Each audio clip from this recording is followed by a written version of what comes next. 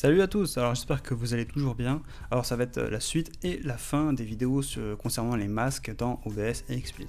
Bon là en l'occurrence c'est XSplit, sauf que là il n'y aura pas d'effet de flou, de blur, contrairement à OBS, où je vous expliquais comment appliquer un effet justement de flou sur votre webcam avec un masque, ce qui donnait un résultat quand même plutôt sympa. Dans XSplit c'est pas possible parce que du coup le plugin n'a pas été mis à jour, ou XSplit ou 3def SmartCam du coup ne l'a pas fait. Je sais pas ce qui se passe, ou s'il faut attendre très longtemps ou quoi. On verra. En attendant, bon, on l'a toujours pas, mais ça ne nous empêche pas de créer un masque pour profiter en tout cas du masque sur XSplit, tout simplement. Alors c'est un peu plus compliqué que dans OBS, parce que du coup le système ne fonctionne pas exactement pareil. Dans OBS il suffisait de créer un petit rond vert comme ceci, et en gros ce qui est là c'était votre webcam et tout le reste avait disparu, c'était assez simple. Dans XSplit c'est le contraire, il faut créer justement un fond vert que XSplit enlèvera, et ce qui est blanc ici, en fait, ce qui est en vrai transparent, ça sera...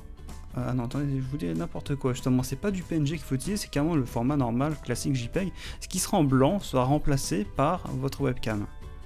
Alors, j'ai du mal à expliquer comment ça fonctionne précisément, parce que je m'y connais pas assez là-dedans, mais en tout cas, c'est le système que XSplit a adopté pour le moment. Peut-être que ça changera, peut-être pas, on verra. En attendant, j'ai fait ça. Vous vous dites, putain, mais il y a beaucoup de trous là, comment ça se fait? Bon, vous allez comprendre tout de suite. Bon, hop, retour dans XSplit. Pour ce petit projet, du coup, moi, ce que je dois faire, c'est rogner la webcam. Voilà. Toujours avec Alt gauche et puis clic gauche, et vous glissez. C'est exactement pareil que dans OBS en fait.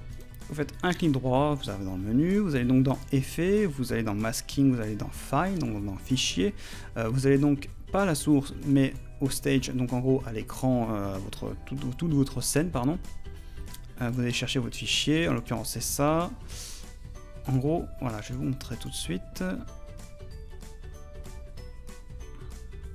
Est-ce que vous commencez à comprendre? Oui, je pense que vous avez compris, ça sert à rien que vous n'êtes pas des demeurés non plus. Vous avez totalement compris. Donc du coup, vous mettez votre webcam en fonction du guide. Quand je dis du guide, je sais pas pourquoi je dis le guide, c'est pas un guide, c'est juste un... Ouais, c'est une sorte d'overlay vert, quoi. Des fois, on s'embête à chercher des noms. Et voilà. Voilà, là je l'ai fait large pour que ça marche très très bien. Voilà. Donc voilà, le masque est quand même là. Donc ça change des rectangles moches, c'est plus esthétique. Du coup, dans OBS, vous pouvez appliquer cet effet de flou qui est derrière, qui rend encore un peu plus sympa la chose. Et voilà, tout simplement. Donc en gros, moi, pour en revenir aux espèces de masque vert, ça applique donc du coup l'incrustation, ça remplace les ronds blancs par votre webcam.